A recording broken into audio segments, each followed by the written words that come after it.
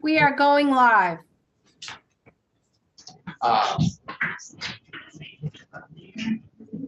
We let them. Okay. Yeah. Okay. So, Yeah. yes, You were after. good morning. Today is Friday, March 3rd. It's 9 a.m. This is the morning session of Natural Resources and Energy. We're resuming our work on S100, so known as the housing bill, and continuing our walkthrough with Legislative Council. Then we'll have more testimony at 10 o'clock and community discussion. Just for those following the schedule, I met with Senator Ron Hinsdale, Chair of Economic Development, Housing and General Affairs, as well as the pro tem yesterday to look at schedule. Given the load of our workload, it's taken longer than we thought. Well, workload and the complexity of some of the questions, it's taken us a little longer to complete the walkthrough and get to a full discussion. I requested 2 extra days.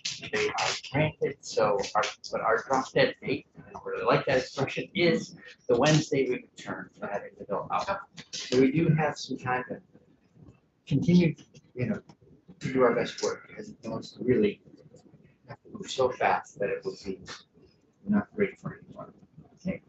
With that, if you can continue our tour, I think we stopped at line 7 on page 23. Another Senate Natural Resources Energy cliffhanger. Good morning, Ellen Tchaikovsky, Office of Legislative Counsel. We're looking at S100 as introduced, and yes, on page 23, section 17. These are still Act 250 related sections. So section 17 is amending 10 VSA 6081, which is the exemption section of Act 250, and there are 2 things happening in this section. First, subsection P is being amended, and this is the exemption related to priority housing projects. You may recall that last year in S226 that this committee worked on, subsection P previously was subsection P1 and P2. Previously, and as part of S226 last year, you struck most of that language, and so it is currently just 1 sentence, and this is reducing it even further. So it reads, no permit or permit amendment is required for a priority housing project in a designated center. The language that's being struck adds, if the project remains below the applicable jurisdictional thresholds in 6001. So this is striking reference to the size caps that are being struck in the prior section. And so no permit or permit amendment is required for any priority housing project. The tiered caps based on population tiers. Just want to note this was a place of concern from BNRC. You?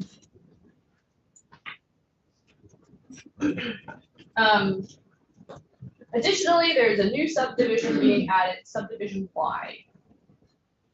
It reads, no permit amendment is required for the construction of improvements for 24 units or fewer of housing.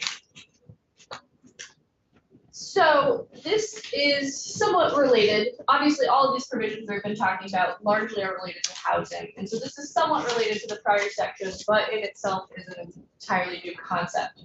So what we're talking about here is permit amendments specifically. So it's not a full exemption, but it is an exemption for needing a permit amendment if a property is going to construct 24 units of housing. 24 relates to the 25 unit cap of the prior section. But this is primarily speaking to parcels of land that already have an Act 250 permit on the parcel. You will recall that Act 250 jurisdiction lasts in perpetuity. And so once a project is already in Act 250 jurisdiction, further changes to the site require a permit amendment. And so this is saying if a site already has an Act 250 permit, but they're going to construct housing, they do not need a permit amendment. Okay, so under current law, is there a threshold of how much work you have to do before it's an improvement, or when we're saying improvement here, it's just this release, another, it's Act 250Es for building, like building You will for. recall yesterday in my testimony, I Yeah. read you the definition. Yes, It is any physical change. okay, And so that is the term of art in Act 250. It's a defined term, construction improvements. So any physical change to the site for 24 or more units. Currently under the statute, once an Act 250 permit is in place, the standard of review is whether or not there has been a material change to the site. And so this is exempting it from that. right, so 24 or more housing units. Fewer, sorry. Once you get to 25, you're in. Okay, 24 or fewer doesn't in essence constitute a material change. Your permit just keeps on going, no need for an amendment. Yes.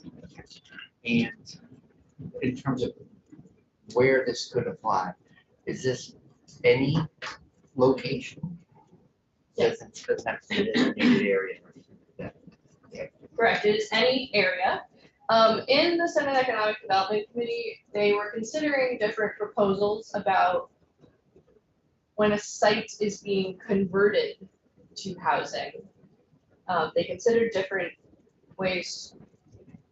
They were interested in having an exemption for when property is converted to housing. And this is the sort of metric they came up with.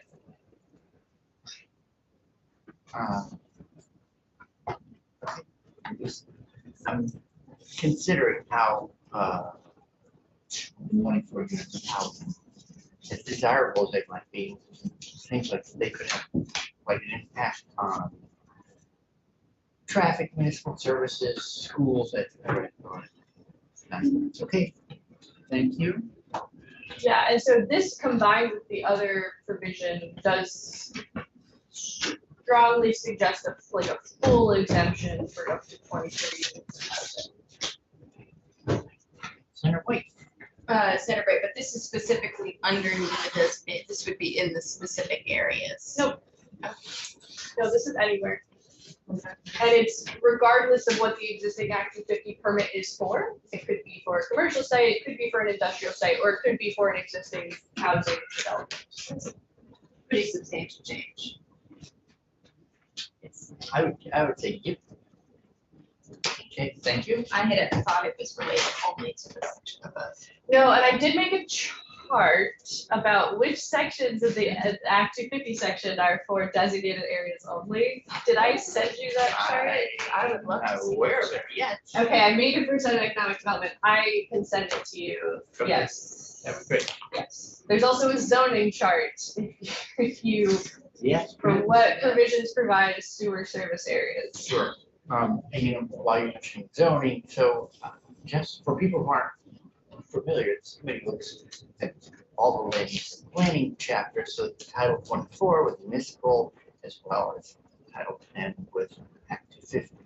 amongst other things. While we're talking about the data, see, we are operating, the entire Senate seems to be operating on, as though it's already been settled, that land use review, environmental review is bad for housing. That if we want to expedite housing, we have to back off from to the extent of outright exemptions. I would like to know, and I think we get it from the board, what are the actual data on the permitting process for housing? Because I suspect that, well, what I suspect is irrelevant. They become relevant later. I think we ought to have the data. I'm also, Mr. Seelig from our Housing Conservation Board has been sick just lately, and but I'm hoping that by the time our town meeting break is over, that he'll be well enough to come talk to us. But if there's anyone with a long-term view and lots of experience on housing, especially that kind of housing we're hoping to develop, an affordable housing, I think he'd be a great witness to have in. So I'm hoping we're trying to schedule him for when, literally the day we return. So yeah, if you could get us those charts, that would be helpful. Thank you. Everyone was looking for some reading for next week. Now you can help us out. Would folks like printed copies? Pardon? Yes. Okay, I'm gonna ask Tony to print some. Did you get them already? I found them. Excellent. Yes, they are on the Senate Economic Development page. Wait, you're using a computer in this? Great, that's one less thing I have to do, and you know how many things I have to do. All right. All right. So the next set of sections are a package, and they do relate to Act 250, but they also relate to zoning. And so sections 18 through 21 are related to creating an enhanced designation. So we've already been sort of loosely talking about the designated areas. I think you have heard a little bit about them. There currently are 5 designated areas. This would be a 6th designated area that would be added, and it would be an add-on area for any of the other for any of the existing designated areas. So it starts at the bottom of page 23. So section 18 is amending section 6081, which is the section we were just talking about, the exemption section of Act 250. And so it reads, no permit or permit amendment is required for any subdivision or development located in an enhanced designation area. If the designation is terminated, the development or subdivision within the designated area must receive a permit if applicable. So we're going to get into the details of what an enhanced designation entails, but it's an Act 250 designation for whatever exemption for whatever area achieves this designation. So this is a new concept, right? And we talked about it in the committee last year. Yes. Okay. What are the requirements to achieve that status? Great question. On section 19, page 24, I'm going to read them to you now. I'm just straight. So there's a new section added to Title 24, Chapter 76A, 2793F, Enhanced Designation. Application and approval. A municipality, by resolution of its legislative body, may apply to the Natural Resources Board for an enhanced designation for any designated area. The Natural Resources Board shall issue an affirmative determination on finding that the municipality meets the requirements of subsection C of this section. Enhanced designation requirements. To obtain an enhanced designation under this section, a municipality must demonstrate that it has each of the following: an approved designated area, municipal bylaws that are identical or are determined to be consistent with the model bylaws written by the Natural Resources Board pursuant to subsection F of this section. Municipal bylaws that do not include broad exemptions excluding significant public or private land development from requiring a municipal land use permit. And adequate municipal staff to support coordinated, comprehensive, and capital planning, development review, and zoning administration. So a town is going to apply to the Natural Resources Board. They have to have an area already designated in their town, and then they have to have bylaws that are identical to or consistent with model bylaws that are going to be addressed in the next section, which address the Act 250 criteria. They also can't include broad exemptions in their municipal bylaws, so they can't adopt these bylaws and then allow people to not have to go through them. And then they also have to demonstrate that they have adequate municipal staff to handle this program. So my editorial comment will be that we've been under the same pressure year after year after year. And so last year, Ms. Chakowski put this proposal forward because it was like, okay, I want to live up to my belief that good planning can be good planning. That's what we're after, not who's good planning is in particular. I said, okay, well, how about a not less than standard for municipalities? If you want to leave NRB jurisdiction and come under just municipal jurisdiction, create a program as robust as what would the NRB would consider. And So that's what this is all about. It's like, okay, we're gonna set a model for what we would call like robust planning, something like that. You take that on, you're good to go. And that's the concept. I'm glad you recognize it because yes, I did copy it from last year's bill. So on page 25, there's some additional requirements. But yes, this process is largely modeled under the existing process that exists for how towns go through designation. The major difference being that they would go to the NRB as opposed to the state designation board, which handles the other designations. Its formal title is the State Downtown Development Board, but. So on page 25, process for issuing enhanced designation. A pre-application meeting shall be held with the department staff to review the program requirements. The meeting shall be held in the municipality unless another location is agreed to by the municipality. The department here is the Department of Housing and Community Development. They currently staff the other designation programs, as you have heard. And so they do currently hold this pre-application meeting with the towns to assist them and review their application with them to make sure it has all the proper elements. An application by the municipality shall include the information and analysis required by the department's guidelines established in 2792 on how to meet the requirement of subsection B. The department shall establish a procedure for submission of a draft application that involves review and comment by all parties to be noticed in subdivision 4, and shall issue a pre-application memo incorporating the comments to the applicant after receipt of a draft preliminary application. After receipt of a complete final application, the NRB shall convene a public hearing in the municipality to consider whether to issue a determination of enhanced designation under this section. Notice, at least 35 days in advance of the NRB's meeting, the department shall provide notice to the municipality and post it on the agency's website. The municipality shall publish notice of the meeting at least 30 days in advance of the NRB's meeting in a newspaper of general circulation in the municipality, and deliver physically or electronically with proof of receipt or by certified mail. Return receipt requested to the Agency of Natural Resources, the State Downtown Board, the Division for Historic Preservation, the Agency of Agriculture, Food and Markets, Agency of Transportation, Regional Planning Commission, Regional Development Corporation, and entities providing educational, police, or fire services to the municipality. The notice shall also be posted by the municipality in or near the municipal clerk's office and at least 2 other designated public places in the municipality, on the website of the municipality and the Agency of Commerce and Community Development. The municipality shall also certify in writing that the notice required has been published, delivered, and posted within the specified time.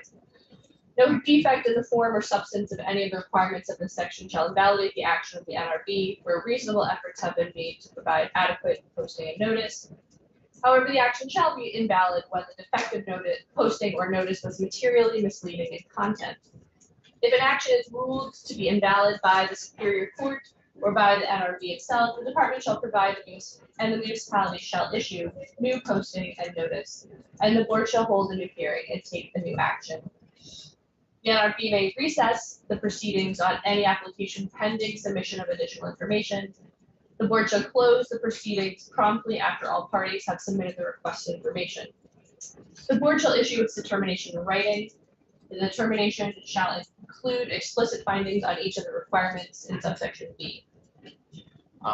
So one quick note, you know, there's a lot of notice and we strong language in terms of trying to make sure everyone who would be interested is clearly notified. Maybe more than one way. Thank you. Page 26, line 14, municipality shall certify in writing that the notice required, blah, blah, blah. Just want to make a note that I think it would be useful to know, like, to whom, like, you're putting it in writing, but like, are you sending it to the NRB? Are you sending it, you know, like, does my question make sense? Yeah, we have to. Who do you we have to send it certify to? Right, like, I put it in writing and then I left it on my desk. You know, like, what are we doing? Well, that's why there's a cross-reference. So the cross-reference to subdivision 4A. Okay, all right. That satisfies that then. Thank you. Check. That was a quick. Good. Thank you. All right, so on page 27. Yep. Subsection D, review of enhanced designation status. Initial determination of an enhanced designation may be made at any time. Thereafter, review of the enhanced designation shall be concurrent with the next periodic review of the underlying designated area. So all of the designated areas are on a schedule of when they're reviewed, and so an enhanced designation can be added at any time, but then when the next review is up for the underlying area, that'll be part of that review. The NRB on its motion may review compliance with the enhanced designation requirements at more frequent intervals. If at any time the board determines that the enhanced designation area no longer meets the standards for the designation, it shall take one or more of the following actions: require corrective action within a reasonable time frame, or terminate the enhanced designation. If the underlying designation is terminated, the enhanced designation shall also terminate. Appeal, so I'm on page 28. An interested person may appeal any act or decision of the board under this section to the Environmental Division of the Superior Court within 30 days following the act or decision. As used in this section, an interested person means one of the following: a person owning a title to or occupying property within or abutting the designated area, the municipality making the application, or a municipality that adjoins the municipality making the application, and the Regional Planning Commission for the region that includes the designated area, or Regional Planning Commission whose region adjoins the municipality in which the designated area is located. So those are the people who can appeal the designation.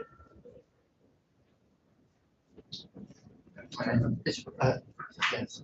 So we're not dealing with particularized interests, party status, Not in this section, deal with it elsewhere. yes. I mean, for the enhanced designation, particularized interest is not one of the considerations. And I will just note that currently the other designated areas are not subject to appeal, so this is a new concept.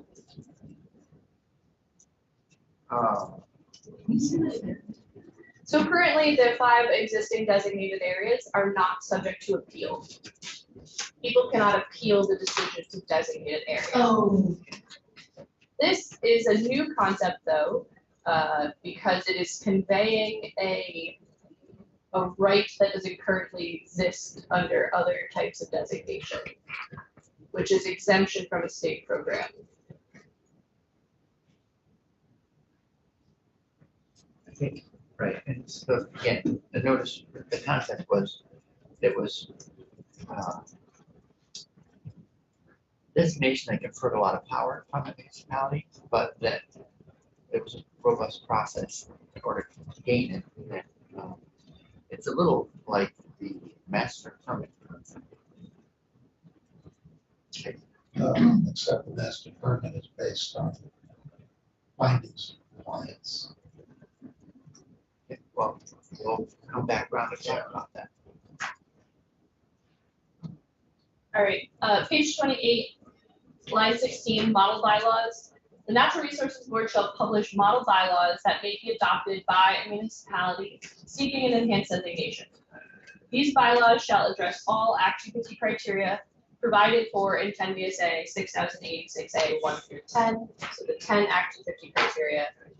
And I do just want to flag, the NRB has never done anything like this before.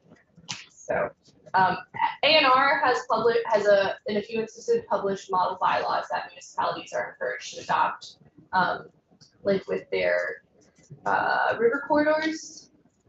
So there's model bylaws that ANR encourages, and so yeah, I don't. So there's NRB experience with model bylaws, but not of this scope. No, ANR does Oh, that. ANR. Yeah. Sorry. So no, and the NRB has never done anything like this. Okay, yeah, and so for I don't know, again, back to the notion of robustness and completeness. That last sentence to me is an important one. You know, the bylaws have to address the full set of active criteria. All right, any questions about this one? Another question, just a comment, I'm just noting the VNRC concern there about, in the enhanced designation, providing, or including some requirement that the NRB address how existing Act 250 permits will be administered.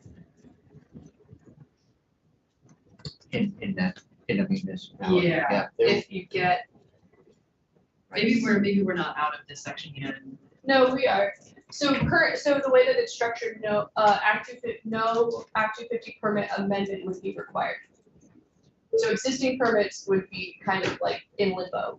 They would exist, but they would not need a permit amendment moving forward.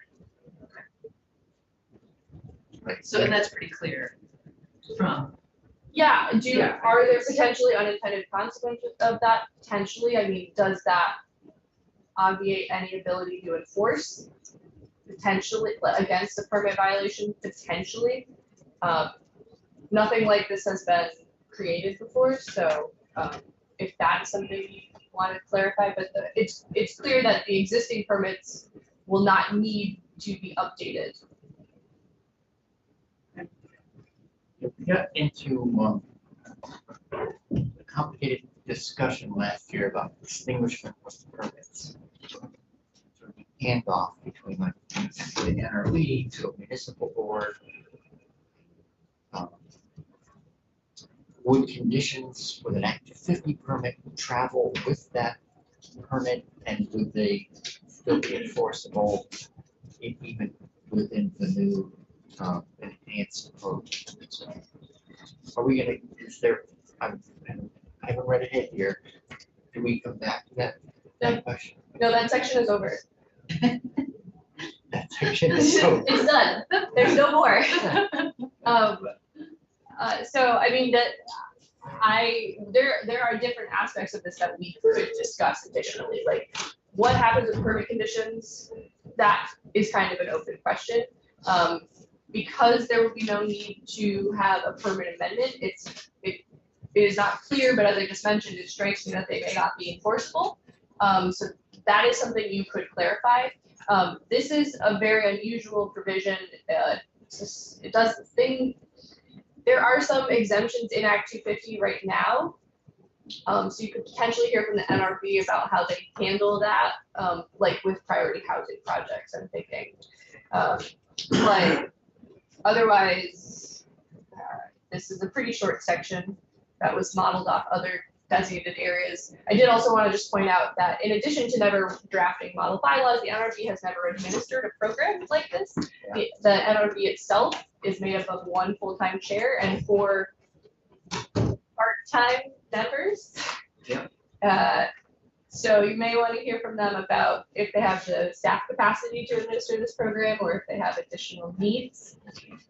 There's 2 small additional provisions here, but there's, It reminds me a little, well, in what way should it or should it not remind me of what delegation of authority is? The state of Vermont So that's how delegated this- EPA authority. that's how this conversation came up in Senate Economic Development. Was how to delegate Act 250 authority. So that, I think, was part of the underlying model, our EPA delegation. All right, more on that. So Go on, on page 29. yeah, page 29, so the last 2 sections are related. So it's adding a definition of enhanced designation to the Act 250 statute. So 6001, it means the process by which a designated area demonstrates that it has satisfied the requirements of the section I just read.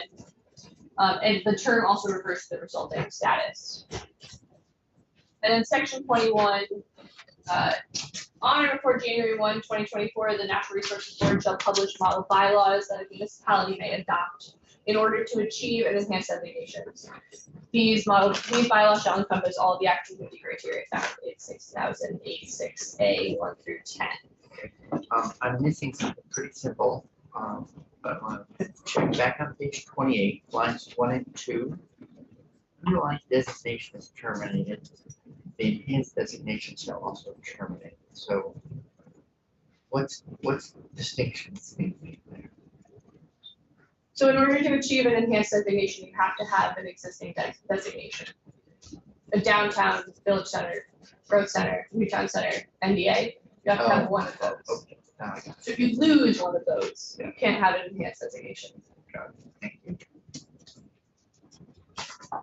So I did just want to point out in section 21, the due date for drafting model bylaws is January 1, 2024. That's about 6 months. The section on enhanced designation cannot take effect until after those model bylaws have been adopted. So you may want to consider if 6 months is enough time. Sure. And if that's enough detail. Okay.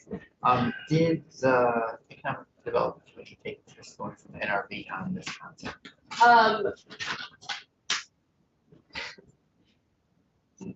Yeah, no, but yes. So they had them in on the last day for 10 minutes. And I don't know if they have read the section at that point. This section of the bill was added on the second to last day. Okay. The late entry, all right? Yes, Got it. Senator Watson? Sorry, which section was added? the 18 through 21, Sections 18 through the 20. whole concept. The whole concept. Okay. So I do know that the NRB has reviewed it subsequently. You may want to hear from them. Okay. And I think we talked with them last year when it first came up. Okay, so maybe at least run the start on it. We will have them back in on adding them to the list. For two reasons then, for this enhanced designation section as well as Senator McCormick, you were talking about the actual performance stats on. Yeah. Thank you, Senator White.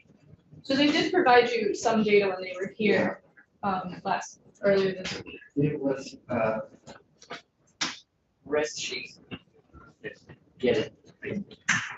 I didn't know, it was a handout over here and I didn't see it till after we had adjourned for the day. So cover that. And so FEMA was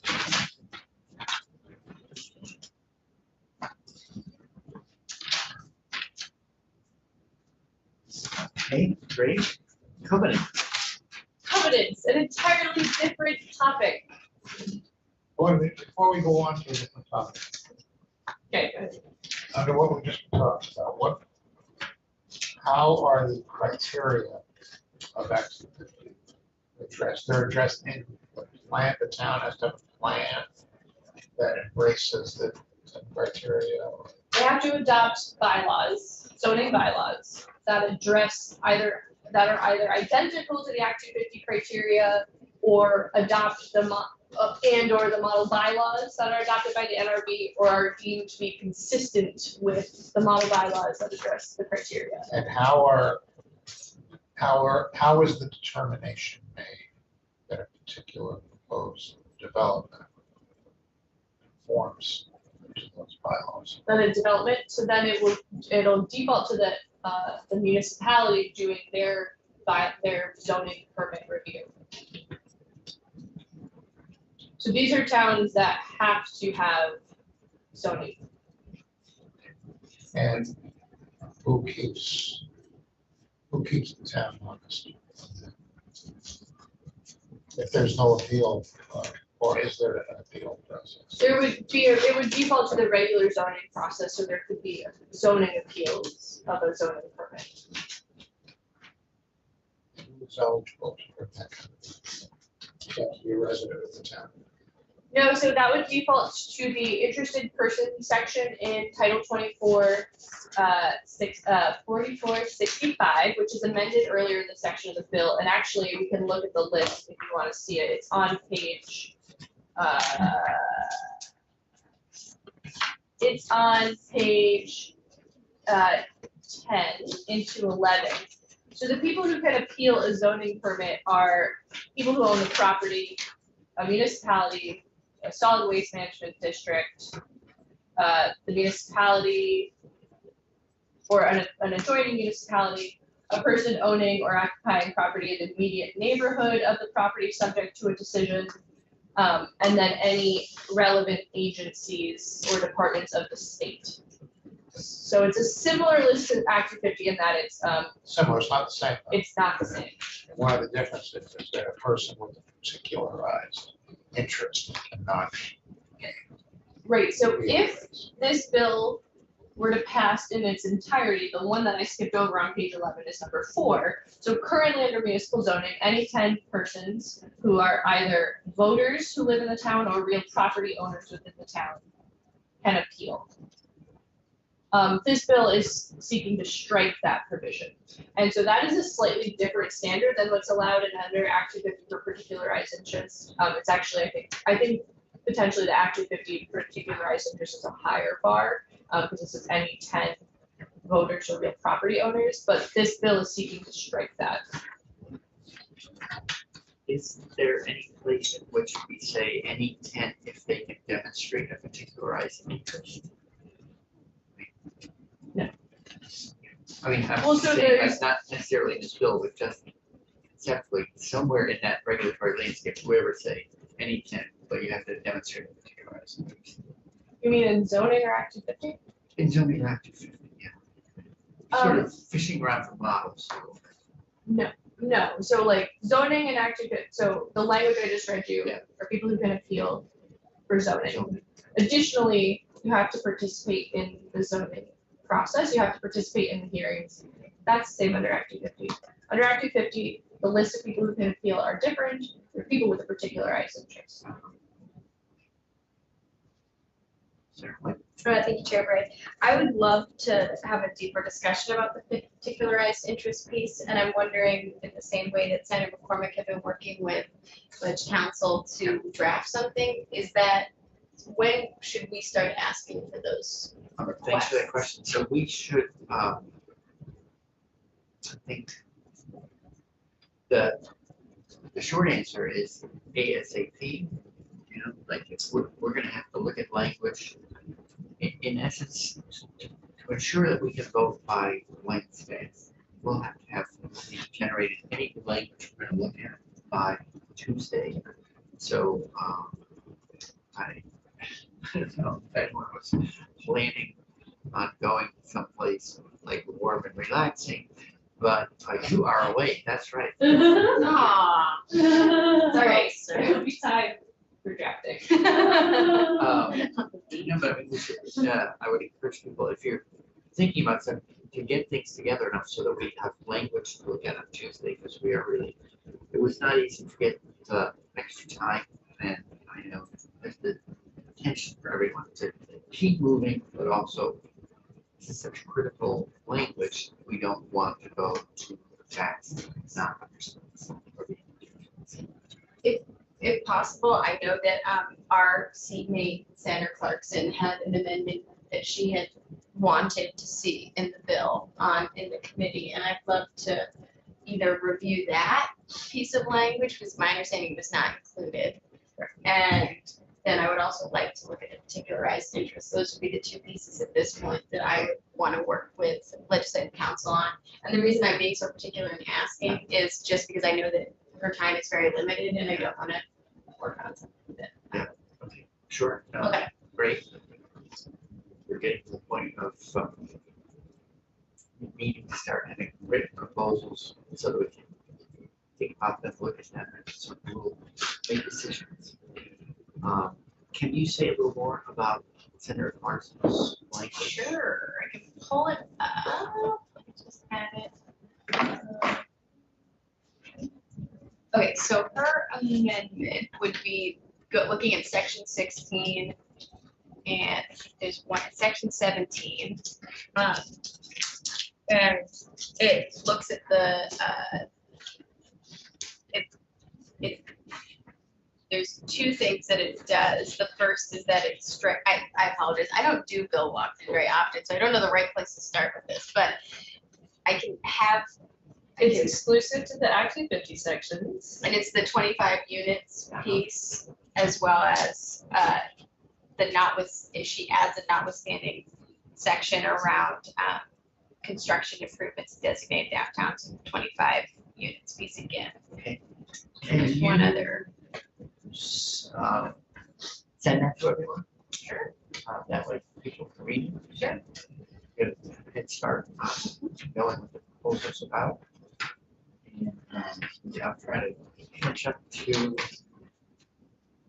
Senator Clarkson and just ask a little bit to understand better what she's aiming for and why it's not in what we're looking at already.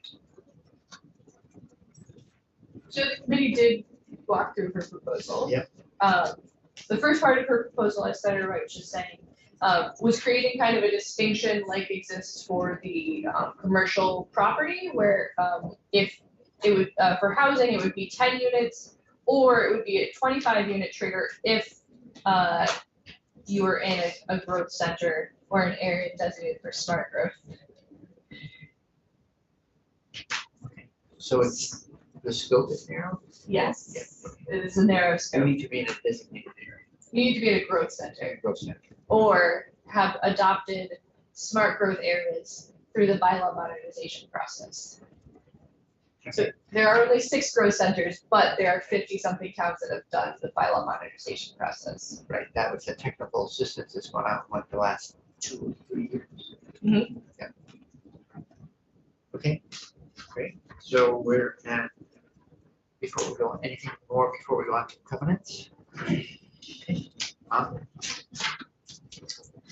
right, on page 29, section 22 deals with covenants. This is an entirely different concept. It is not related to Act 250 or zoning. And some of it is existing law. Yes. Yeah, so in the last handful of years, Senate Economic Development introduced, worked on a bill that passed, that created the language in 27 BSA 545. So the existing language in this section is deed restrictions, covenants, or similar binding agreements added after March 1, 2021 that prohibit or have the effect of prohibiting land development allowed under 24 VSA 4412E and 2A shall not be valid. And so what this says is that private deed agreements, deed restrictions, covenants, or binding agreements added after March 1, 2021 that prohibit accessory dwelling units or the use of small lots, those are invalid. So deed restrictions that prohibit those things that are explicitly allowed by the law are invalid. And so the new language is building on that concept. In subsection B, line 17, deed restrictions or covenants added after July 1, 2023 shall not be valid if they require a minimum dwelling unit size on the property or more than 1 parking space per dwelling unit. So these relate to the early sections in the bill. And so the early sections in the bill prohibit prevent a municipality from prohibiting these things. And this then is getting at private contracts. So private contracts cannot require a minimum dwelling size or more than 1 parking space. Thank you. So, thinking about like homeowners associations or condo bylaws, right? Like that, are those things covered by covenants? Yes. Okay. And deed restrictions, yeah. It is usually in the deed Deed restrictions. restrictions. Yeah. Okay. This is prospective. This is only referring to those added after July 1, 2023. It will not be retroactive and invalidate existing ones. Okay. Sorry. I am done. Is it that we cannot prescribe an existing covenant? do you mean by prescribed? I mean, make it illegal, so you're not allowed to do it. So yes, there are constitutional risks with retroactively invalidating a contract. That's the contract clause of the United States. But racist covenants, for example, are illegal now. Yes. Under the Supreme Court, there was a case that made that legal. About 20 years ago, we created a legal right in Vermont to have a clothesline. Yes, There so, were covenants against those. Where do they stand? yes. As far as I'm aware, at the time, Ledge Council did raise that that would potentially be unconstitutional. And it has not been challenged. So, I will also say, you can obviously adopt something that is potentially unconstitutional. Constitutionality is not certain until it is decided. And the case law on the contract clause is actually fairly varied. It used to be a very strong right, saying that the government cannot interfere with existing contracts, but there have been provisions over the years that have weakened that. This is drafted, however, to be prospective to avoid that risk. If you'd like to retroactively invalidate deeds, I'm happy to draft that for you. There potentially are other reasons not to draft that as well, besides the constitutional risk.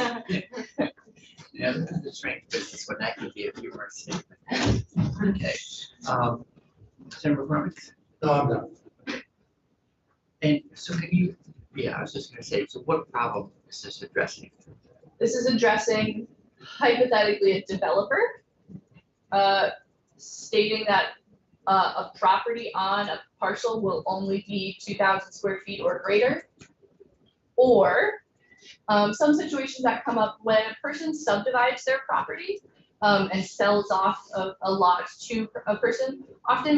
Sometimes upon that sale of the newly subdivided lot, they include deed restrictions. Because the Build person, over 30 feet, blah, blah, blah. or like in the example of the first subdivision A, which is already law, there was case law that had happened recently where a person had subdivided the lot next to them, sold it to someone, and put in it explicitly, this property cannot have more than one unit. They only wanted a single family house on the property directly adjacent to them. But there's public interest in having the ability to have an accessory dwelling unit on the property. And so this is extending it to the concepts that are discussed in the earlier sections of the bill related to requiring a property to have in perpetuity more than one parking space. So it doesn't impact people over the years making decisions about how many parking spaces they want on the property, but it's affecting someone's ability to stay in perpetuity. 5 parking spaces are required to be on this property at all times. And the minimum dwelling size, is that a basic sort of backhanded way of making ADUs? No, ADUs is covered in the first part, right? So this is really, if someone sells a piece of property and says, this property shall only ever have a 4,000 square foot house on it, or a 2,000 square foot house on it, that's binding anyone in the future from changing that. And this bill talks a lot about diversity of units that can be on a property. And so this is prohibiting someone from attempting to get out of density of units by using unit size as a proxy. So if you had a covenant that said you could only build a single home in a lot, would someone without something like this, might they be prohibited from turning it into a duplex? Because now they've got a foul of a minimum size for dwelling unit. So, well, no, what you just said was probably not. So like if the deed requirement said a certain square footage, that's what we're talking about. It doesn't actually specifically say that deed restrictions for single family houses are invalid. It doesn't say that. The deed restrictions that set a minimum dwelling unit size. But it could get at that problem you just described, but it's not saying single family zone or single family deeded properties. Any more questions on that before we keep going? Okay. Page 30. So section 23, again, this is kind of like the grab bag section of the bill. Section 23 is an entirely different topic as well. This is about road disclosure. So this is amending 27 VSA, or adding a new section to the property title 27 VSA. So 617 is being added. Disclosure of maintenance on a class 4 highway. Any property owner who sells property located on a class 4 highway or legal trail shall disclose to the buyer that the municipality is not required to maintain the highway or trail as described in 19 VSA 310. Non-compliance with this requirement shall not affect the marketability of the property, title of the property. Is this, what problem is this addressing? Are there people who are buying properties on class 4 roads and they're not being notified by the realtor prior to purchase, and then they're finding after their chagrin that they have to plow half a mile of road because it's not a town road in the way they imagined it to be? Apparently. Okay, But also this would address people selling by owner as well. But yes, the maintain covers plowing and or paving, grading, etc. Why is it in a house? As I was asked to put it in, Title VI, we don't usually see Title 27 provisions. Can you please remind me what Title 27 is? yes, I just said it a moment ago, it's the property title, and so is the prior section.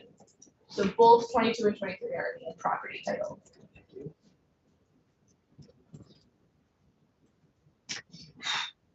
And this is being added to the area of law related to marketability of title.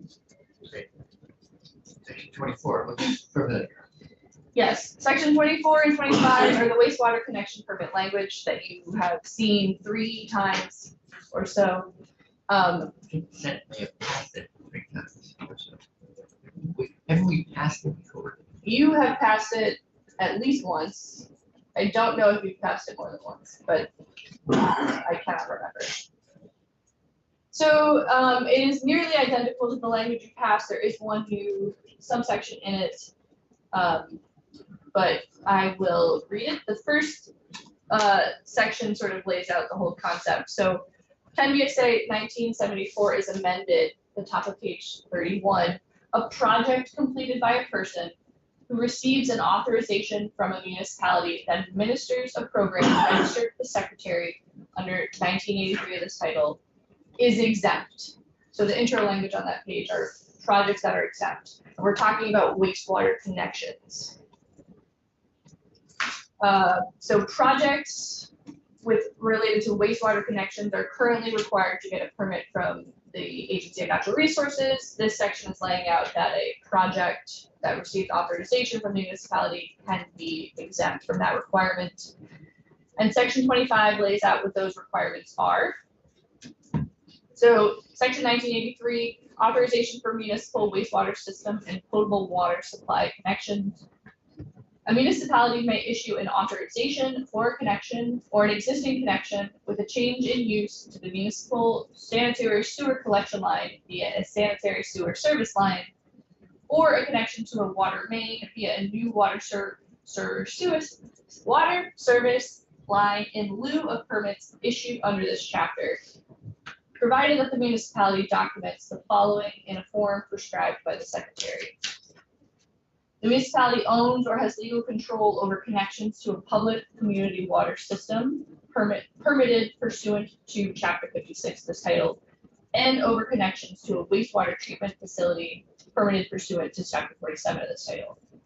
The municipality shall only issue authorizations for a sanitary sewer service line that connects to the sanitary sewer service connection line and a water service line that connects to a water main.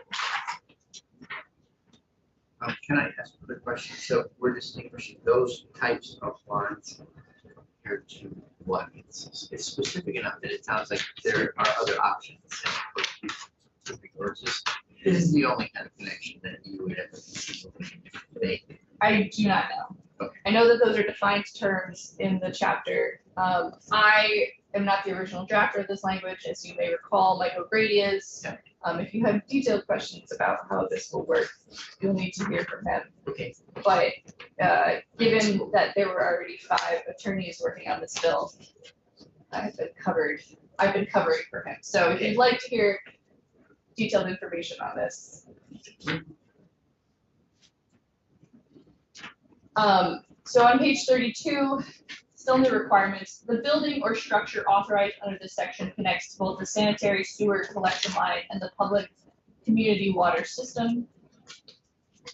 The authorizations from the municipality comply with the technical standards for sanitary sewer service lines and water service lines in the wastewater system and potable water system supply rules.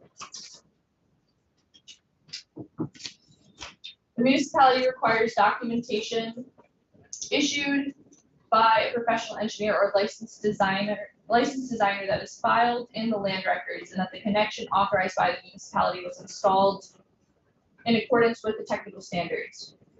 The municipality requires the authorization to be filed in the land records. So I will just say that number 6 is the only new provision from last year's bill.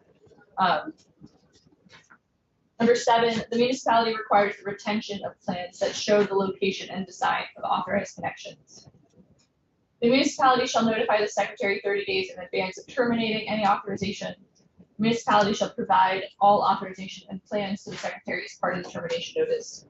A municipality issuing an authorization under this section shall require the person to whom the authorization is issued to post notice of the authorization as part of the notice required for a permit issued under 24 VSA 4449 or other bylaw authorized under this chapter.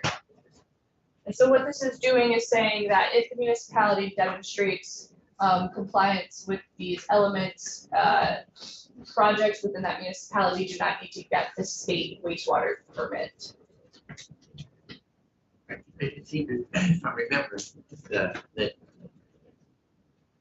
the line 5 wastewater system and potable water supply rules, research was that the engineers are going to be following the very same set of rules, and as long as they're certifying the design, that there was no need to also take them up to A&R rather than the municipality. The municipality can serve a delegated authority, right, for proving such connections. So I will just say the phrase that's being used here is authorized, because delegation already exists in this chapter, and a town can actually become delegated to already have that authority. But this is setting different requirements, and so the town can be authorized. Thank you for testing that out. I think few or no towns have ever sought delegation. Yes. So, Might it be Rutland? Okay. Right, any questions on this? so mercifully, I've concluded my testimony. You don't want to take us into AD? So actually, I can walk you through the ADU section if you'd like, because I did originally draft it, but officially Damien so the ADU jurisdiction language is about whether an ADU is covered as a public building, and therefore whether or not it will need to be subject to the requirements of the building and fire safety code. So Damien handles the fire safety code, but if you want to look at that section, we can. Fire safety code. Sounds like territory we don't usually go into. Land use plan. Okay, great. Thank you for a read through. Any more questions for our stalwart lawyer? Well, I wanted to ask what the schedule is. Am I coming back? Today? Yeah. Yes, please. Okay, so yeah, you can. We're gonna hear from Mr. Shute and then there'll be some committee discussion. Sarah now. We, myself or us in the enviable position of authorizing significant additional housing and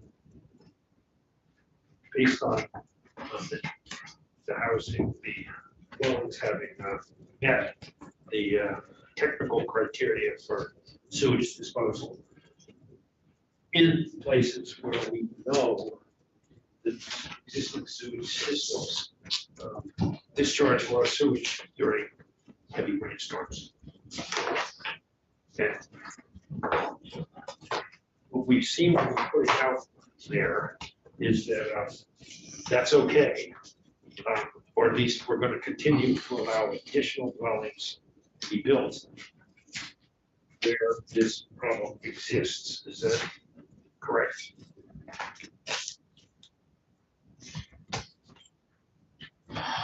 I don't know. Well, I believe it's correct, but You're trying to get me to say it. I'm turning to the lawyer who will tell me if I'm right or if I'm wrong. I don't know.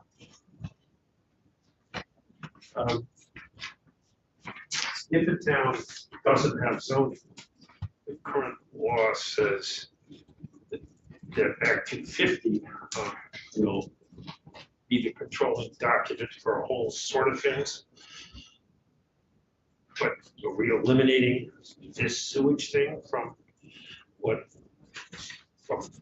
being the backup review in the absence of zoning?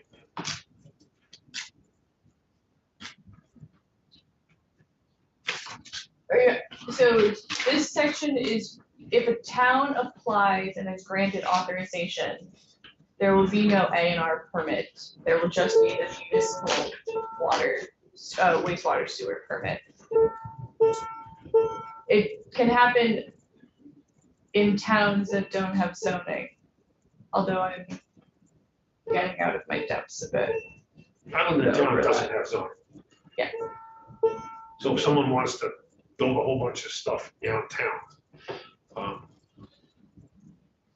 what review would the proposed development be obliged to go through in order to be permitted to build downtown? So if a town doesn't have zoning, it really will depend on the project. Projects for commercial or industrial purpose that are located on a parcel that is larger than 1 acre may trigger Act 250 jurisdiction. Or if it's a project that had currently under the law 10 or more units of housing would be governed by Act 250. So under current law, the current practice, if you wanted to build a 6-unit apartment in such a town, you apply for a sewer permit, and the town, and say the town is one who's discharging raw sewage into streams after substantial rainfalls. In this town, is there any, two types of towns, the one that discharge into streams and the ones that don't? Will the decision be different in those towns, or will they all be able to build more housing? Both of those examples unfettered by someone saying no, or some authority saying no, you can't do this. We can't take any more housing because we discharge raw sewage into streams. Or is that not? That's not an issue. I would just say that 6 units isn't the trigger. So I don't know. I don't know. But we know that we don't know. I don't know. I don't know. Okay. I don't deal with sewer law normally. Thank you. Okay. Mr. Chair, Yes, can we hear from someone that does know? sure. Michael Grady would be, I think, very person, no statute. I don't know either. Yeah, I think that, this, as I understand it, so let me check in, as best I understand it, this is just about the permit to make a connection.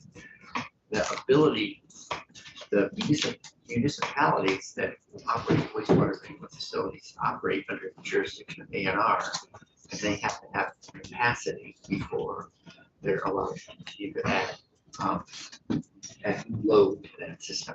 But that, I believe, is a separate permit of the wastewater treatment facility. This is, what the scope of this review, as I and it is, we'll get microgradient. They, part of that connection, Who is, defines? This- it's an A&R permitting process, I believe. And you have to, anyway, I'm not gonna, just fuzzy recollections from last year. We'll get microgradient things. I keep thinking Ford Pinto. I'm sure there's. And they kept selling them.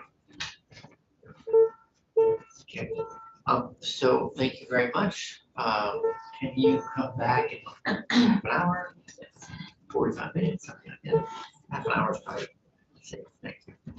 All right, then, Mr. Shu, good morning, thank you for coming back in. I know that when your colleague, Mr. Groveman, was here, we were in very tight timeline, so he had to do a 65,000 foot cruise over the bill, and he had said we would invite the NRC back in, so thank you for coming again and helping us better understand what your thoughts are on the proposed housing bill. Thank you. Brian Shoup with the Smart Natural Resources Council, I'm the executive director.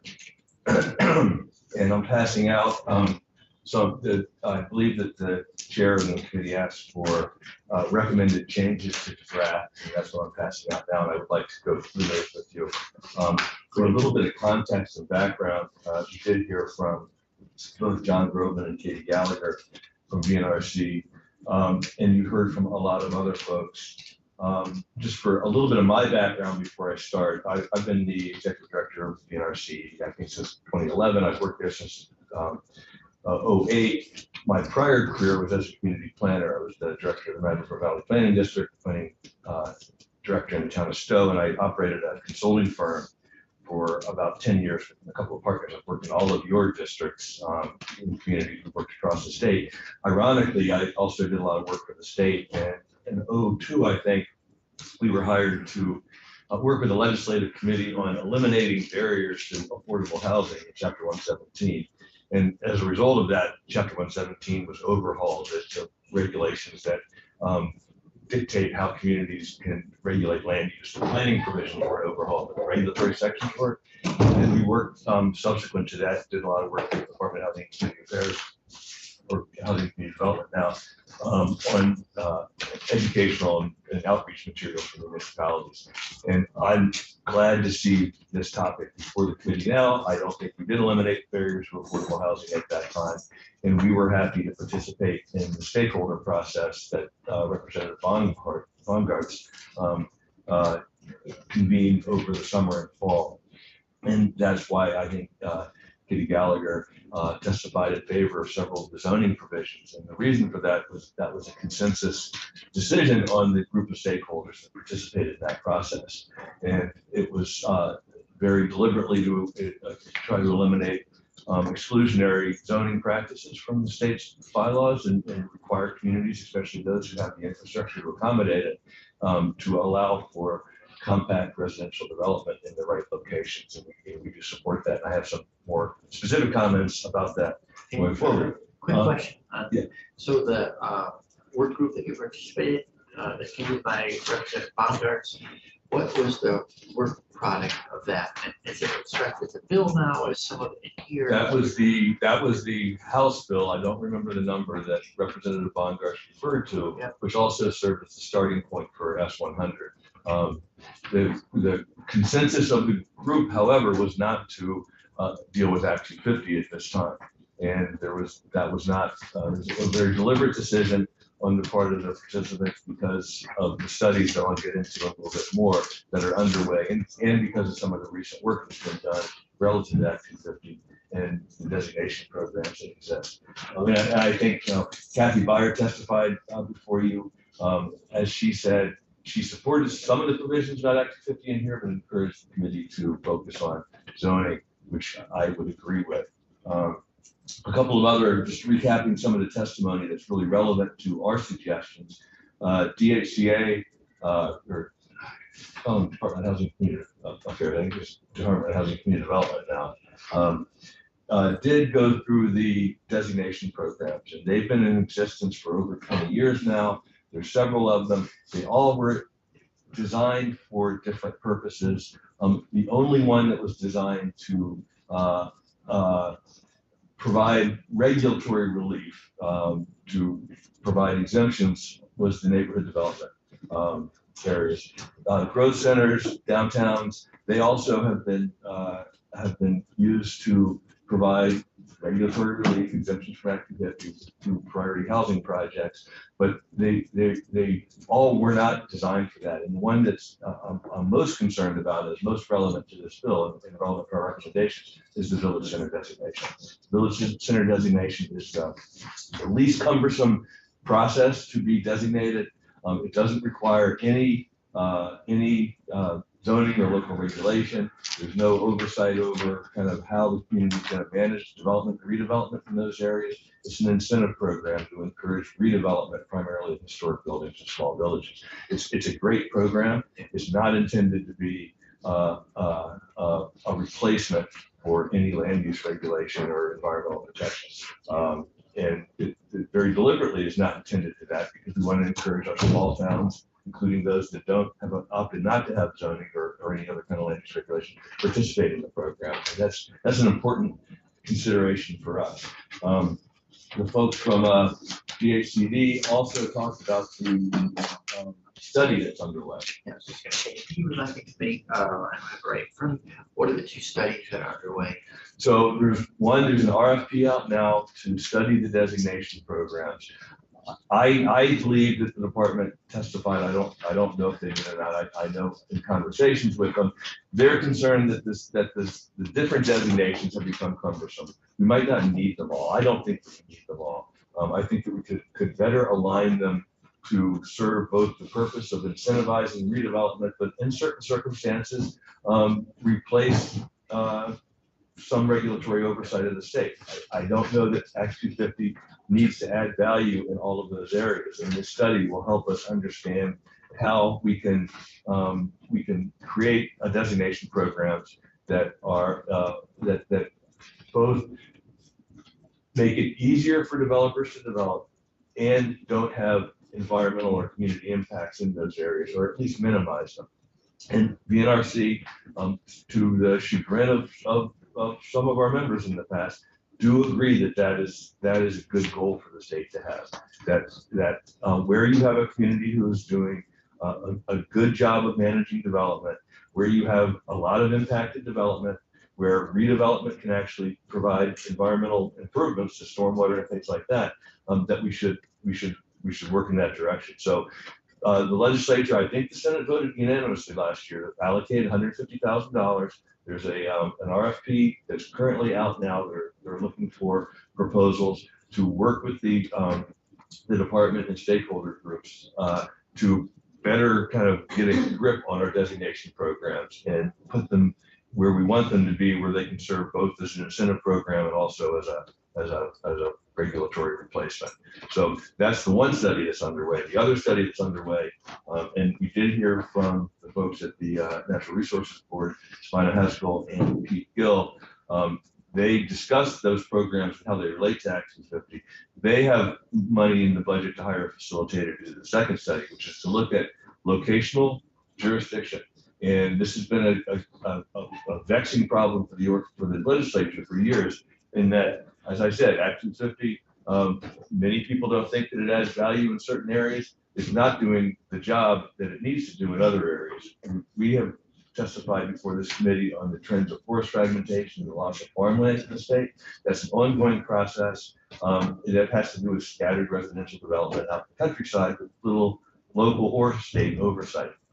And some of the statistics that I'd be glad to be sure that I'm getting this right, but several years ago, we did a study that looked at subdivisions in I think 30-some towns in the state. And we found that about 3% of the subdivisions were subject to Act 250. That involved about 7 to 8% of the housing units, the single-family housing units that were being developed in those areas. So a lot of development is occurring without that oversight. And it's fragmenting our farmland, it's fragmenting our forest land, it's fragmenting our wildlife habitat, the wildlife connectivity that exists in the state. So there's a real problem with that. So what NRB is looking at is how do we look at the location of a development rather than the scale of the development as a way to determine whether Act 250 or any other kind of review is necessary and warranted. Also, they're looking at the administration of Act 250, how the NRB coordinates the district commissions, how the appeals process works. Additional information that we found is that before the Act 250 was overhauled in 2002 or 3, and the environmental board was eliminated, the appeals process took about half the time as it does now. And that's just the environmental court is overloaded. They have a lot of, a bigger docket than the environmental board had, but the appeals process takes twice as long as it used to. And that should be of concern to everybody in the state, especially developers who say time is money. So the NRB is looking not only at locational jurisdiction, but that as well. So the NRB also provided to us some statistics. The priority housing projects, which this bill addresses, which are defined as a mixed use or mixed income development, which can be predominantly commercial, and that's an important point I'm going to come back to, are exempted from Act 250 in certain locations, including downtowns, growth centers, and neighborhood development areas. And the statistics that they provided in the last 5 years, 2,700 housing units have been developed as priority housing projects. I think that's pretty significant. Last year, the legislature amended the priority housing project, the neighborhood development area statute, by doing two things. They increased the cap in the number of units that qualified as a priority housing project. I'm going to look to my right and left just to make sure I'm right. It went from, I think, 25 to 50 units in the smallest towns. It went to 75 units in towns between 6,000 and 10,000 population, and the cap was eliminated in the largest towns and cities above 10,000 units. So that was done last year. The other thing that was really significant that was done last year was communities, the smaller communities, many of which, if not most of which, are built along rivers, were having a hard time with the eligibility requirement that they could not include river corridors in those areas, in flood hazard areas. And the problem with that is those are communities where we know we are not going to allow the river to meander. There's already development. We're going to protect that development. We're going to fortify the stream banks, and the state's regulations for how to manage development in river corridors actually allows for infill development in those areas if they're located next to other buildings. So you're basically not encroaching further into the area, but you are allowed to develop within a river corridor if it's already been decided as a developed area. There's other buildings, on either side of it, and you're going to protect those areas. And that's important. We have a recent, as Senator Watson knows, the Transit Center and Housing Development in Montpelier is in a river corridor, but it's replaced an old parking lot and probably improved stormwater in that area. So we have eliminated that condition, and the legislature said as long as the town has river corridor regulations that you can include those areas in it. And that was intended to allow the smaller villages along rivers to be able to participate as a neighborhood development area. And that was an important change to the bill last year. And that change has only been in effect for, I think, 8 or 9 months. I think it took effect July 1. It hasn't been given, a lot of opportunity to be used, and we would encourage the legislature to hold off on significant changes until we see how that's working out. So with that, I'll turn to the specific changes that we're recommending. If that's okay. Excuse me. Another thing I also want to go back to the NRB's testimony. They also provided statistics. I forget what the time frame was for how many housing projects have been appealed. I think it was 1. I don't remember if it was over the 5-year period or just in the last year, but the number of appeals are very few. And also of the 3,000 multifamily housing projects that they did permit through Act 250, the vast majority of those were minors, and they didn't go through an extensive, hearing process. So there was a lot of anecdotal information about how terrible Act 250 is. The statistics don't bear that out, and I think the NRB was correct in advising this committee to wait until the studies are done before making the changes to Act 250. So I just passed out a 3-page document. It has some specific changes. I'll walk through those. The first one is in keeping with our work with the stakeholder group. The number of housing units was reduced from the Representative Bongart's bill to be required from 5 to 4. We're comfortable with the 5. I don't know if this committee's gonna feel like you need to change that, but I just want to be clear that we do support requiring communities to accommodate adequate density in areas that are served by water and sewer. Having said that, we are suggesting on page 5 and 6, taking the advice of Charlie Baker from the Chittenden Regional Planning Commission to address a concern that was raised by Alex Weinhagen. We were concerned that the area served by water and sewer was a little vague, and communities needed to have the ability to exclude certain fragile areas, wetlands, floodplain, the habitat, whatever, from those areas. And it needs to be carefully done. There needs to be some, I think, accountability to the community. And I think Charlie Baker has suggested maybe allowing them to carve out certain fragile features that are identified in their local plan with the approval of the RPC. And we would encourage that. Yeah. Thank you. Just thinking back to something Mr. Weinstein said, but keep going. I tend to talk fast, so. Stop me. Thank you. Well, and I might be thinking slower than you're talking. But I appreciate that you guys had a busy day yesterday. I don't remember. So John Groveman did talk about the appeals process. This is a real concern to us. The 10-person right to appeal doesn't just relate to housing, and it would be good to look at how many projects this has involved. A housing project, I think the concern, it's a legitimate concern that just a group of 10 people might say, we don't want those people in our communities. And we would, if that were the case and that were the only use of this appeal method, we'd probably support doing this. But this is a process that allows members of a community to hold their appointed officials accountable for the decisions that they make. And I've been involved in a number of appeals, both working as a municipal person, a staff person, and also as an expert for different citizen groups and others who are involved in the appeal process. The only one I've ever been involved in that capacity involving housing was I was actually a witness for the Rural Housing Partnership on a project that was denied in the town of Stowe. Most of the projects I've been involved with have been things like quarries. I was involved in my community in a high elevation subdivision. It was not affordable housing. There were no adjacent property owners who were affected, but had really serious water quality, aesthetic, wildlife habitat, and town plan issues. We took it to the Supreme Court and won. And it was not an easy process. It's not something that you just do and say, oh, we're flippantly going to appeal something and then fight it in court. It was a real headache for the folks involved. That's the kind of project that we're concerned that the folks will lose the right to challenge. Thank you. Well, I just wanted to appreciate that because I feel like I am learning about this particular provision because of my experience, particularly with the garage and modular. And so anyway, I guess I want to just reflect that I feel like I'm starting to understand the value of that.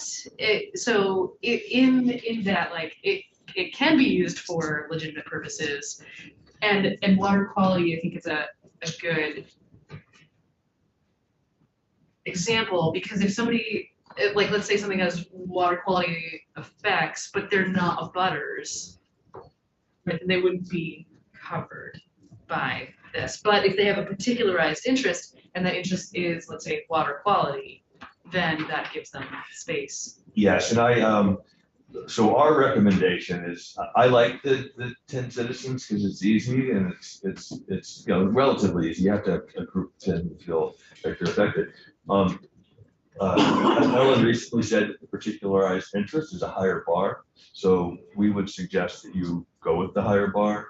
But if you feel the need to change this and go with a particularized interest, which would be consistent with the appeal rights for Act of 50, John used the term gang of 10. That's a common term that lawyers use. It kind of diminishes the group, I think, but that's it is a lower bar than particularized interest, so I appreciate, Senator White, your desire to kind of look into that issue, and we would encourage you to figure out a replacement and not just eliminate this.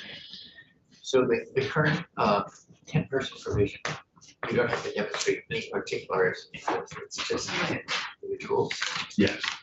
Then, rather than eliminate, you're saying, consider putting in, allowing for 10 persons, but they need to demonstrate a particularized interest. Yeah, or a person with a particularized interest. Yeah, I guess if you did the 10 people with particularized interest, that would be an even higher bar than actually. Oh, I see, okay.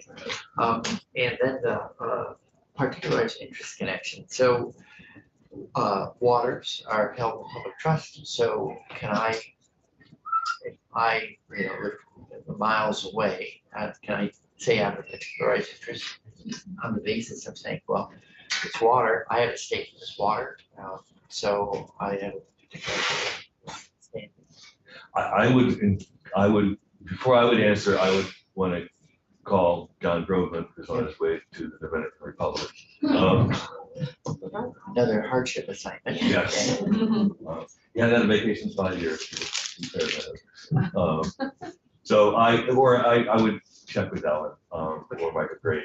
I'm not an attorney, I'm a planner by background, so I'm probably not the best guy for legal advice. Okay. I had before. Right.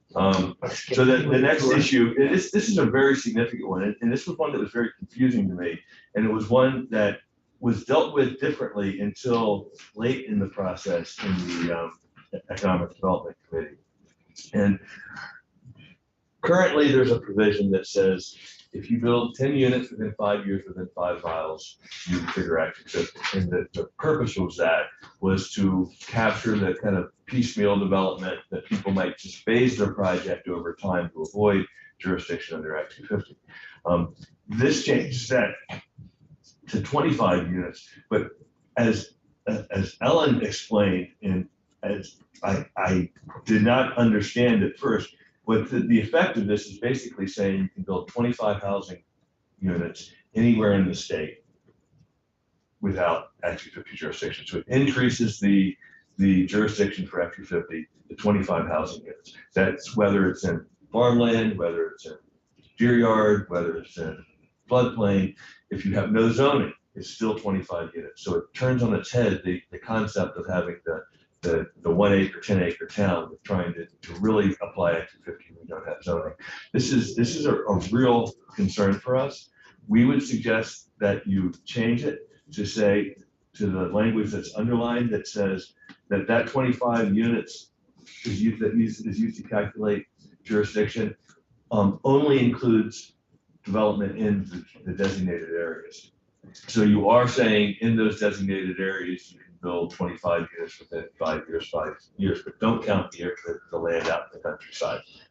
Don't change the jurisdiction for Act 250 to 25 units statewide in all areas, because that's not a smart growth strategy. That's a sprawl policy. So we're very concerned about that, and we're also concerned about the following provision that's on page 21. I want to remind you that priority housing projects are mixed use or mixed income. Mixed use includes a combination of buildings and contiguous lots that can be 60% commercial. And John provided the example of the 12,000 square foot standalone commercial building with the 8,000 square foot apartments on the lot next door. It could be a mixed use project. And we are okay with allowing that in the neighborhood development areas as a priority housing project, because neighborhood development areas are intended for that. Our concern is in by extending that to the village centers that have zoning, we are concerned about what the impacts of that could be in the smaller villages. There's been a lot of testimony that many of our small towns lack staff. They lack the capacity, their regulations. I've written weak regulations. They don't address nearly the scope of the issues that Act 250 does. Oftentimes they're just about lot size and setbacks and building height and use. So by exempting Act 250 in those small communities without the oversight that Act 250 provides, it brings in the district coordinator, it brings in V-Trans, it brings in Fish and Wildlife and stormwater folks from DEC. That's what Act 250 does. It brings state resources to scrutinize projects and make sure they're not having those adverse impacts on the community and on the environment. And by exempting those in the village center area is not only we feel bad policy, it's premature because we have these studies that are going on now. Next year, this committee is going to have 2 studies presented to you that is going to be a great opportunity to make changes like this that make sense, are well informed, and that hopefully coincide with reconstructing the designation programs to make them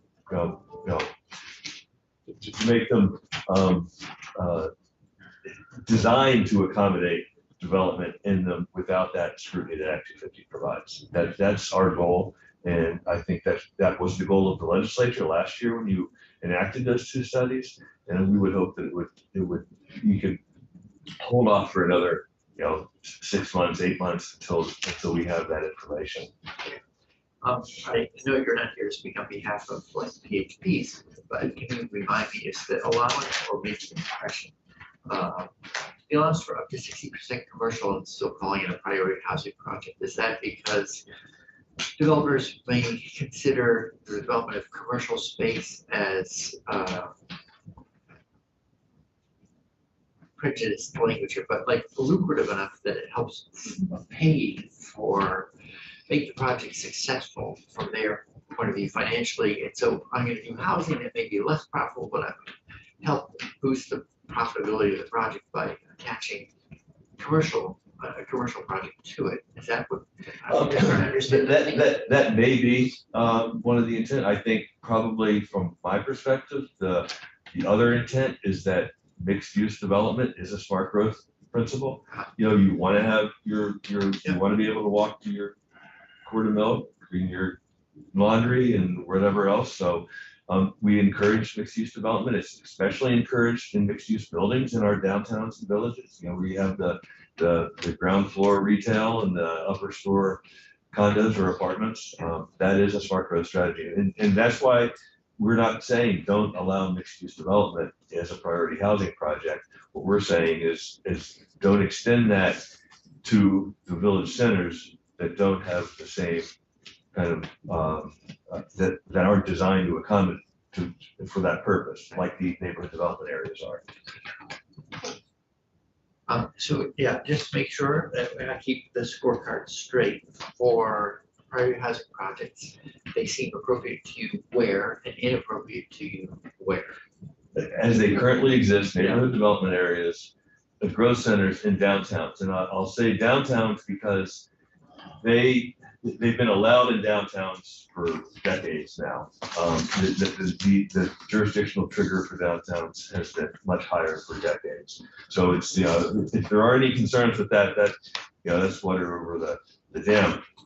I also think that our downtowns are the designated downtown development districts are pretty well designed to only include heavily developed areas that exist, where in those areas redevelopment is often brings environmental and of course community benefits. So those 3 areas where they're and Newtown centers, which is about Newtown centers. My goal is that that's a designation that goes away, but we'll see about that. It hasn't been used as it was. I think it's been abused. It was intended to accommodate a downtown development pattern, and it's been really the few instances that it's been used has really been just more sprawl. Colchester and Berlin being the case. I would think that maybe South Burlington is possibly the exception to that. Right, where there was no sort of municipal center. Okay, great. Center what? But I'm sorry, just to respond. But Newtown centers are currently allowed. We're not suggesting that priority housing projects are allowed in them, and we're not saying change anything. and we just don't extend it to village centers. And we do have one, if you do feel that there is an urgent need to do that, we would suggest eliminating the cap on the 6,000 communities of 6,000 or greater, but keeping the cap of 50 units on the smaller communities. And what that would do, it would take some of your mid-sized downtowns, your Montpeliers and your Berries, and treat them like Burlington and Winooski. So that is an alternative that we suggest. Sorry, Sarah. Wait, No, you're fine. I don't have a question. that brings us to, I just, when I say Montpelier, and I'm not doing this because of Senator Watson, Montpelier is a designated growth center, as is White River. So they are both downtowns and growth centers, so the designation applies to them regardless of the cap, I think. after, yeah, that's a question. I'm not sure where we left off on your handout. I'm at the bottom of the second page, page 23. So we were concerned about the provision of eliminating permits for the conversion of commercial to housing. And the reason is the permitting process can result in a lot of compromise in settlement. And people have expectations once a permit is issued that their concern has been addressed. And eliminating that permit is eliminating that understanding. And we feel as though once a permit has been issued, people understand what the future holds for them on that property and on the neighboring properties, that we don't abandon that future. And so we suggest not including that provision as well. And since I don't have the right, this is basically change of use, rather than going through a change of use Yes, procedure under whatever hearing under Act 250. You could just have a change of use as long as it's for housing. yes.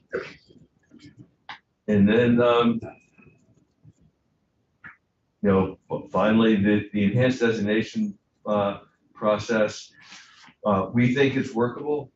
We were surprised that it came out of the committee because it came into the committee at the 11th hour and didn't seem to have a lot of testimony. We were not aware of it until the bill was voted out of committee.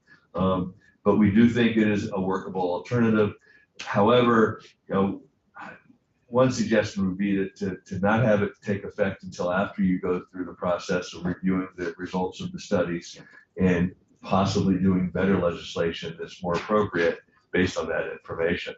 So this might be a good outcome associated with those studies and the locational jurisdiction and the designation program revamps, but it's all seems premature to us because of that information. But this is something that we feel it could be workable as a way of transferring the oversight of the criteria of Act 250 to the community. Yeah, I mean, I think, as I was saying before, we developed it last year because there was a best faith effort to satisfy the desire for more local control. And we were saying local control is great. We just want to make sure that the planning is as solid as what it would have happened otherwise. So there was and I think it did make it all the way out. And I think the studies were part of the answer. That's like, okay, if we're not going to go ahead and do that, do the studies, figure out, that will help us figure out whether or not this is a good idea. Exactly. And we also at the end did say that Senator McCormick had a master planning provision that we would also be comfortable with. They're similar in structure. They'll both require action on the part of the municipality to kind of go through that process. Okay. Certainly. Thank you, Chair Bray. On that point, do you see the language that Senator McCormick had in S200 and now S38?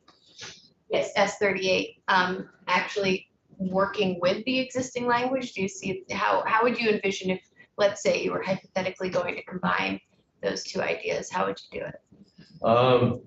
I haven't thought about that. Okay. I think that the enhanced designation they're very similar. One of them is the enhanced designations, I understand, and I have not read it carefully this morning,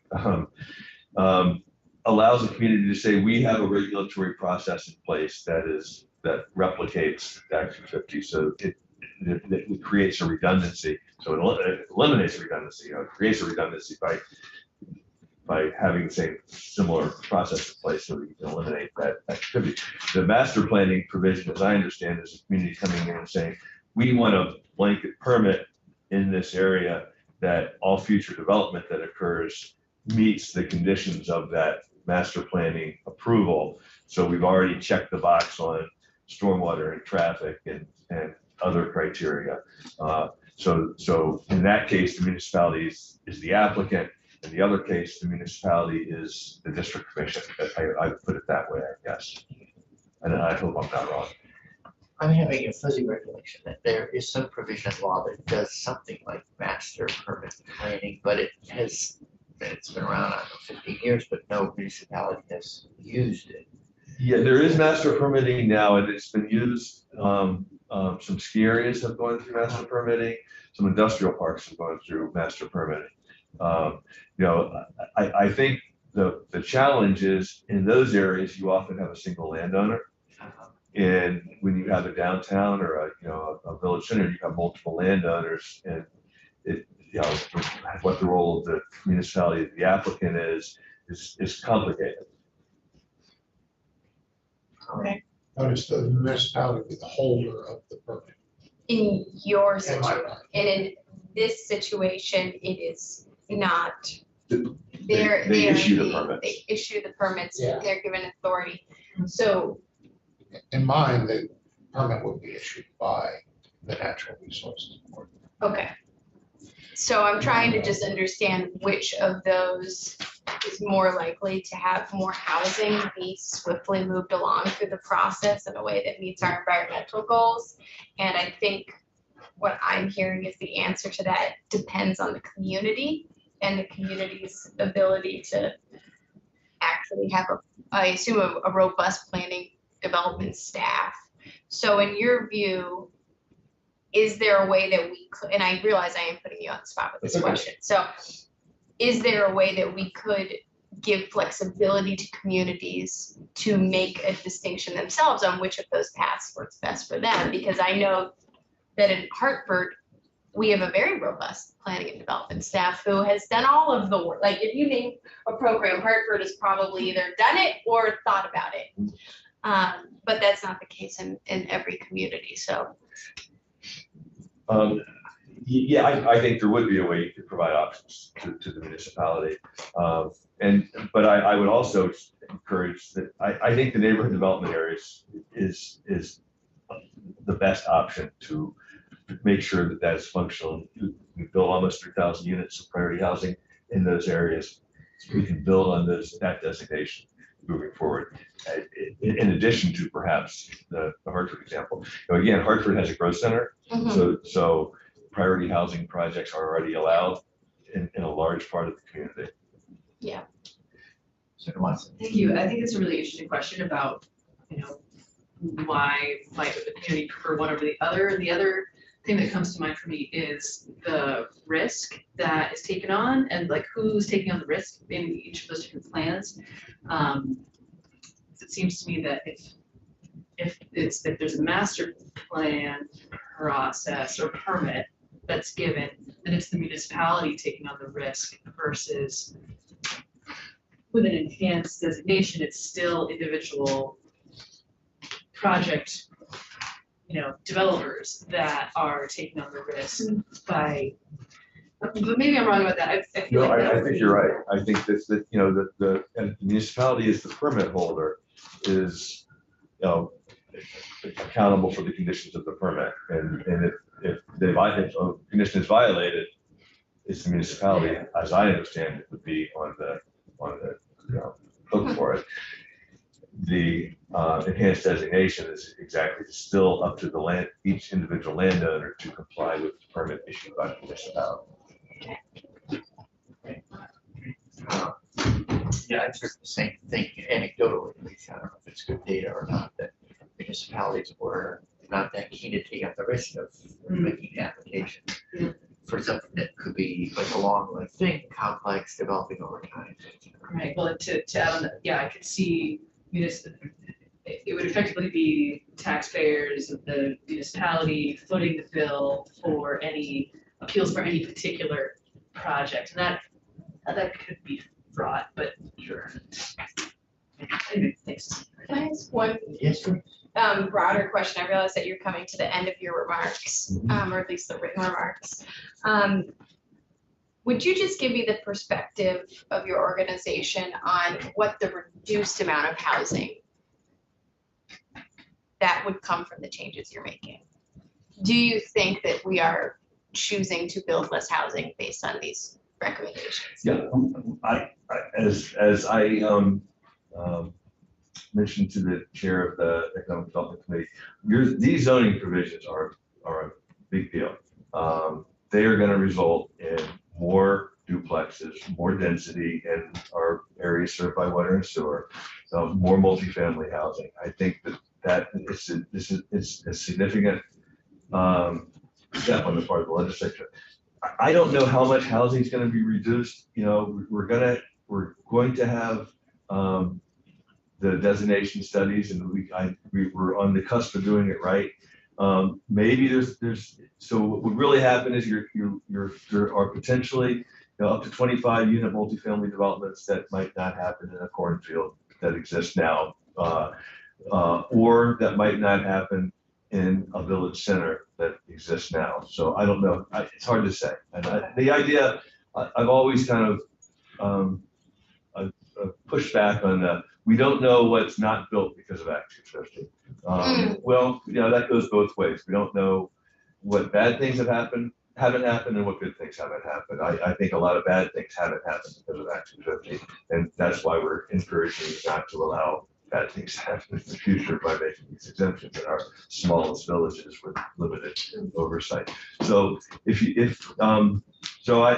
that was not a great answer. No, I'm not good answer. I'm just trying to get at the tension that I feel with this bill, which is we have heard so loud and clearly from our constituents that housing is extremely limited, and we do need to take a bigger swing at this issue than I think we've ever historically done. But I also respect the local control pieces that have been brought up, and I was wondering if you have weighed the risks of less housing being built in your recommendations, and trying to give you a little bit of a softball to be able to answer that one. Not a hard ball question. Let me say this. Vermont Natural Resources Council, we're in our 60th year. We are an environmental advocacy group. We were there when Act 250 was founded. Dean Davis was on our board after he stepped down as governor. Our DNA is to protect the environment, to protect water quality. We are also recognized that there is a housing crisis, and the reason that we sat down last year to work on the neighborhood development areas under the Shumlin administration, to create the neighborhood development areas, to work with Representative Bongartz on significant zoning changes, is because we're also a smart growth organization. We're not just for the land, we're for the people too, Vermont, and people need safe and affordable housing. So are trying to be part of the solution to the housing crisis as an environmental organization. Thank you. And thinking back to this, I read it, David said it at the outset, although I wasn't here to hear that, but reading the record, he also was, he seemed like he was very conscious of development. Like, it was not a no growth strategy, it was just a better growth strategy.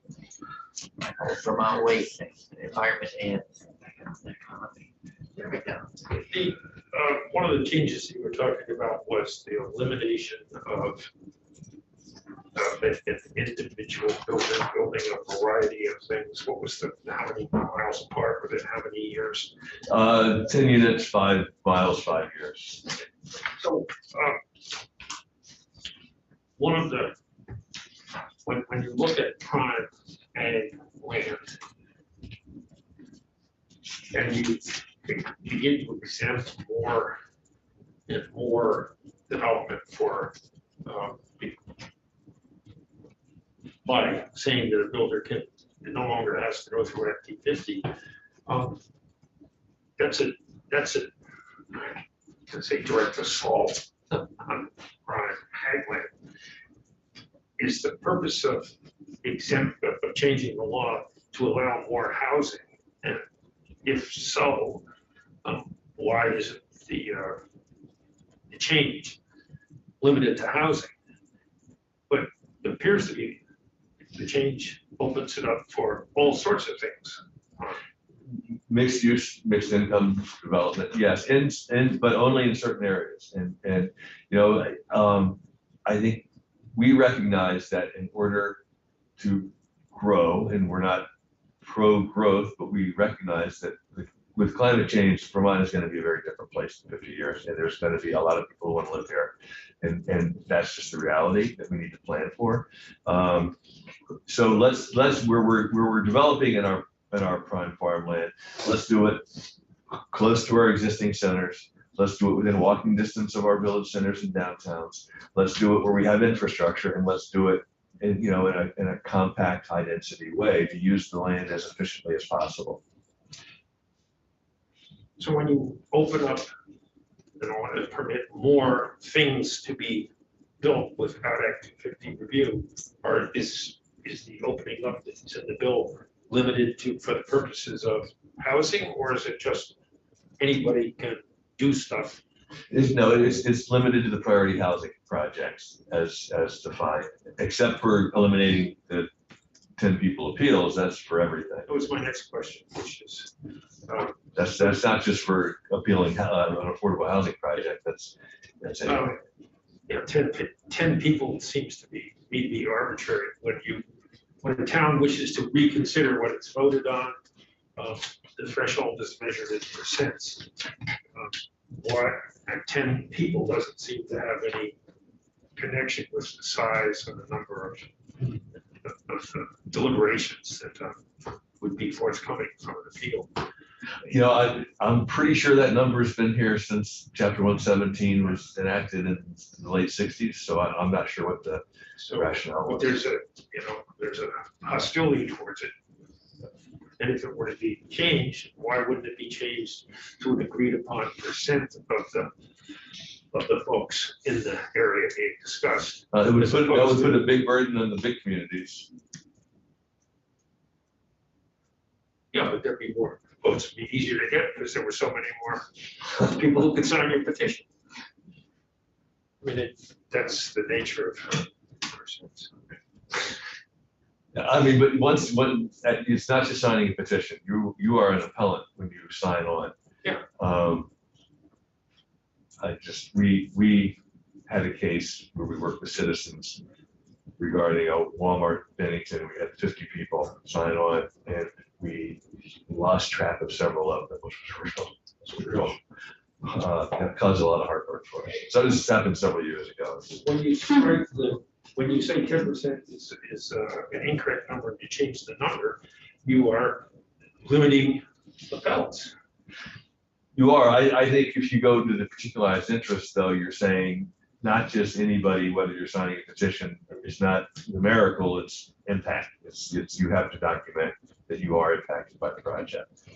So when it comes to raw sewage overflows, the people that get overflowed on aren't necessarily the abutting property owners. They get the downstream property owners. So when you limit appeals to abutting property owners, you're cutting out a whole host of people. When we were to do that, we cut out a whole host of people who are directly affected and often affected more adversely than the abutting property owners. If the abutting property owner isn't getting flooded with raw sewage, it's the person downstream. I think with the particularized interest, if somebody was saying, I'm going to be impacted by raw sewage, they would have a very clear interest. Or in that case, unclear, because it's raw sewage. Thank you. Sir McDonald, so you've been inquiring several times over about CSOs. Is there something about that that's, I'm just wondering why it keeps coming up? CSOs. Combined sewer overflow. Yeah. Why does it keep coming up? Yeah. Because it keeps coming up. Yeah. Every time it rains, it comes up in certain Yeah, I walked right into that one. Oh. Certainly, all right, this, I would suggest hearing from somebody who's more of an expert. We're actually in litigation over a CSO issue and Rutland in a permitting process. I'm not by far an expert. Maybe I shouldn't even wade into this. There I go again. He says, I do think that, there's a fixed amount of sewage in the holding tank at any time. And I would hate to discourage us from encouraging development where we have wastewater capacity Capacity is defined by, by the Agency of Natural Resources. And it's based not upon the related. engineering it's- standards, Yes. not based upon what you see with your plain eyes in front of you. Well, I just see them as separate issues. We need to correct the CSO problem. And municipalities are obligated under the Clean Water Act to fix the problem. And we believe the state has been slow to require those changes and it needs to speed up the process. Hopefully with the infrastructure funds that are around now, we'll make improvements in that. But we would not want to see us say no more hooking up to a treatment plant that has capacity because of another problem that should be fixed.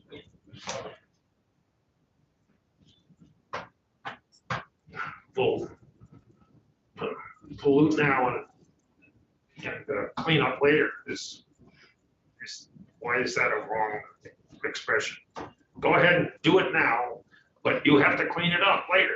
I think you need to hear from an expert on CSOs to see how capacity, an increase in the capacity relates to the CSO issue. And I'm not able to do that.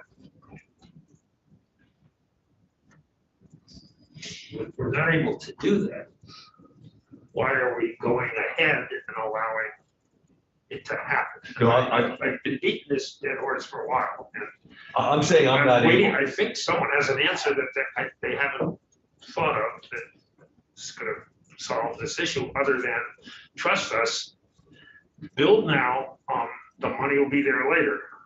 I'm not saying that. I'm saying that I don't have the ability to give you the answer. Who does? so we were, we had Mr. O'Grady, and I'm sure that, Okay. and maybe you want to chat with them as well prior to our next meeting. To dig into it a little bit, because if we do it all live, real time, we're gonna grind to a halt. And perhaps somebody from the wastewater division. Yeah, thank you. All right, so thank you very much, Mr. Shub. Senator Watson? Thank you. I just wanted to note about the priority housing project. In the email you gave us, it affects many lines. I'm just curious if there is a way to to have some specific language about potentially what it would look like to take out the village centers. It would be very simple. Well, anyway, having that language would be helpful. Okay. Okay, yeah, we'll do that by the end of the day. Thank you. So we've been in our seats 2 hours straight. How about we just take a 5-minute break? We're on the floor at 11:30, but let's take a 5-minute break and then we'll wrap for the